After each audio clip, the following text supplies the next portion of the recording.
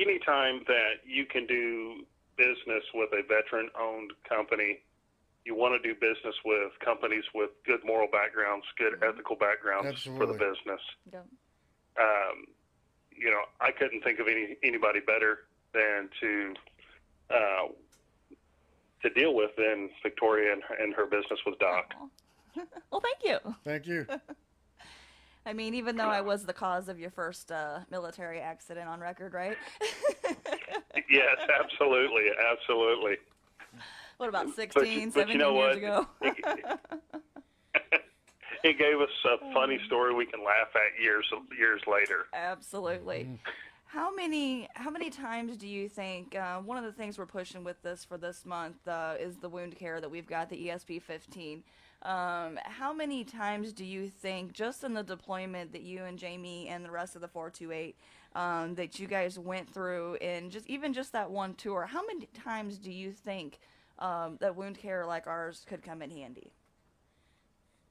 Well, I was a combat lifesaver overseas. Yeah.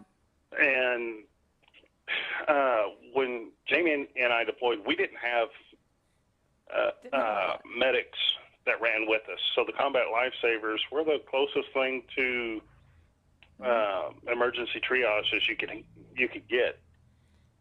And when you're talking about wound care and keeping the soldier fit for battle, yes, absolutely, that could have been used almost on a daily basis. Not only with us, but there were several instances where we'd be called upon to help the Iraqi nationals that were, for some reason they got injured while on the base camp working. So we would actually tend to them and kind of help them, or if we were on the road with them, we would help them. Yeah.